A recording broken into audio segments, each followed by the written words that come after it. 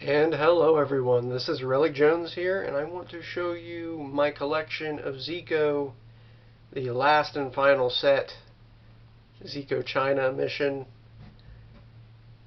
And let's begin showing off the collection. There is 130 cards, and for some reason I can only find 128.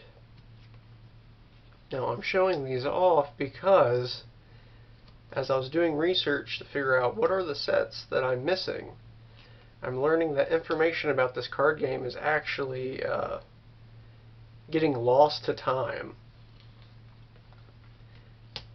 And I know I have pulled all 130 cards at one point, but for some reason I cannot find two of them that are somehow lost in my basement.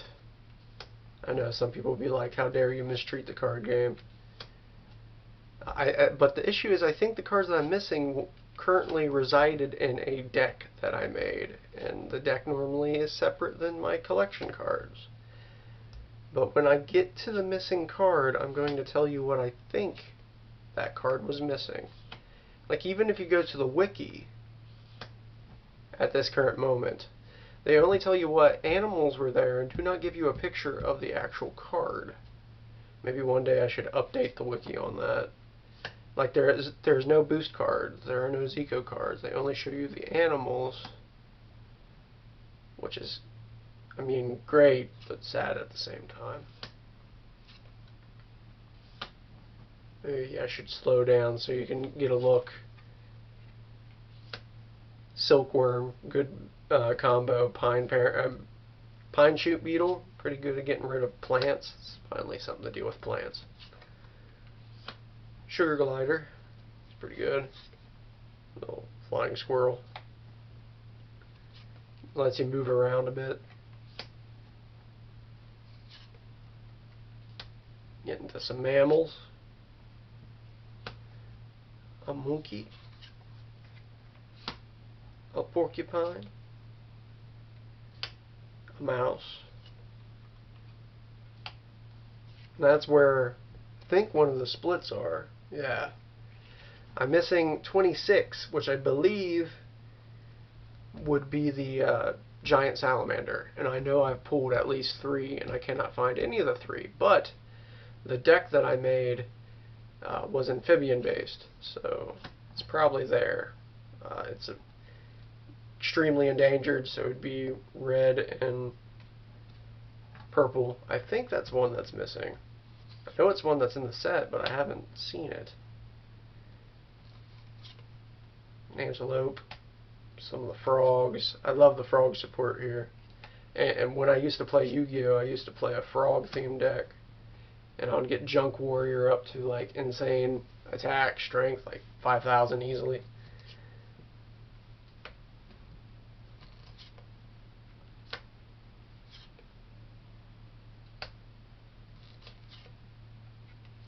They have quite a bit of rare frogs actually in this. I think that's a 3-starred rarity. And we're getting to 4 super rares.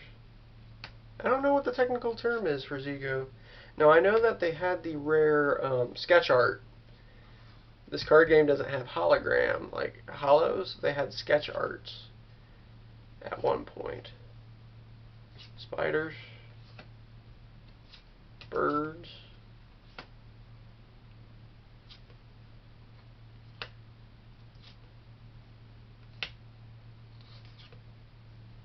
An owl. I don't know the organization structure because it looked like it was organized by species, but I know there were earlier birds in the sets. I don't know. Maybe some subclass that kicked it out. Crane. Trying to give you enough time that if you wanted to stop and look a little bit more, you could. Ask questions if you have any.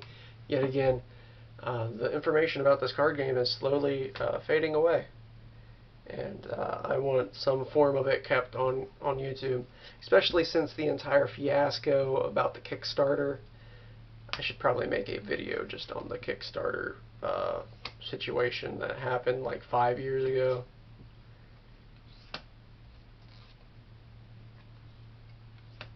supposed to bring back the card game digitally, and they just took the money and ran.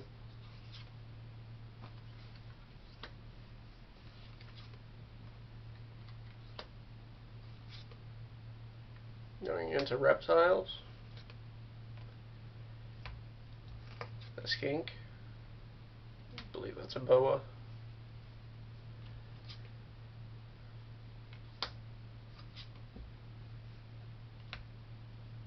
So I'm missing an animal, and I believe I'm missing a boost.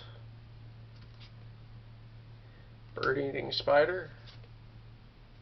Golden eagle, pretty funny because they fight each other, I guess. I don't think in real life. I don't think it would work in real life. Got a leopard. Snow leopard. Which I actually seen some at the Akron Zoo. Maybe I'll throw up a picture if I remember. Pretty close to the glass. Vultures. Some super duper rare fish. Then a rat flea, which lets you use a pretty interesting combo, and is one of the its ability literally says you can play more than is it 3? Yeah, you can put more than 3 in the deck, so you break one of the common rules, and you'll see why. It's not that many points though, but it's for a good deck out strategy. Asian black bear. Then we're getting into the plants, and I love what they did with the plants. The plants are these it's almost like permanents in Magic the Gathering, where continuous spell or trap cards, but they only work off once, and they continue to occupy your field. They let you get back support cards, animal cards, and stuff like that, these 3. Then you have rice, which has a combo card to go with it. Tea leaves. Bamboo, which really helps out your panda combos. And you got your Don's Redwood. And that right there is for the animals. I don't even know if they had the plants involved in the Wikipedia articles. Boost cards, we got Charge. I'm not going to read them all. Hiding School. Hidden School, which good for fish. Got some interesting bee combos. Shed Skin. I actually made a card game, and before Xeko came out, and I made the ability Shed Skin, and it was like to dodge an attack, but that's a boost. Warning colors. Interesting. Ethereal Spirits. Fireworks. Fortune telling, you know, the tea leaves thing. Heavier Spirit. Then a lighter spirit.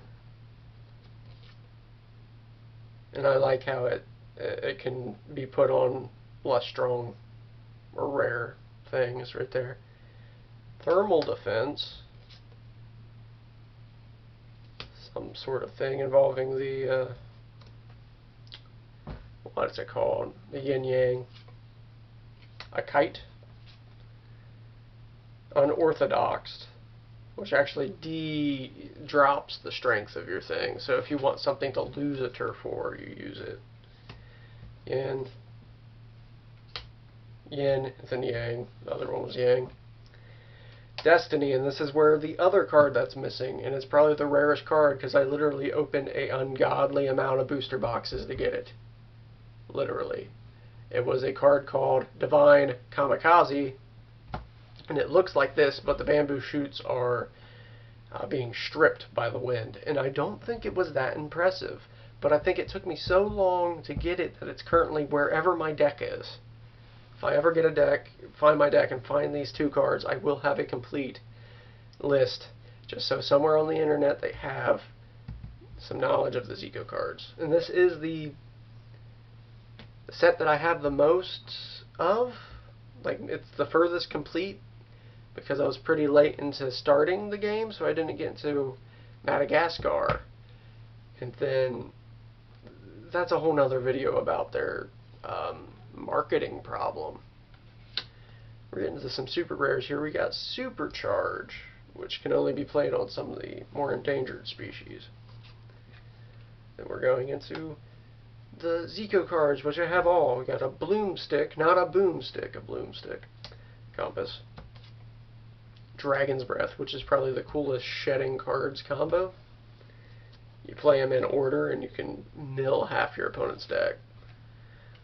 Feed the World, if you have grain or rice, you get to actually draw cards from your deck, I believe, whereas it actually choose them. For each rice, you may choose an additional card from your draw pile and move it to your hand pile. So it's a good way to maybe draw into your Dragon's Breath, actually, I would assume. Kung Fu Temple, which has the spirits of a lot of different Kung Fu combos. Silk Farm, which combos with your Silkworm. Search your draw pile for a Silkworm, play it. And Silkworm does not start a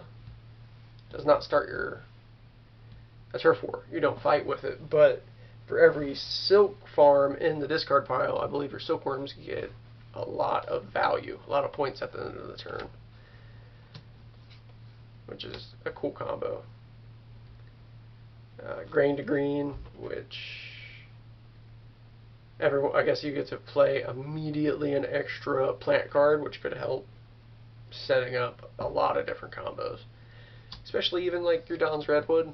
The more you got of this, the more valuable it becomes.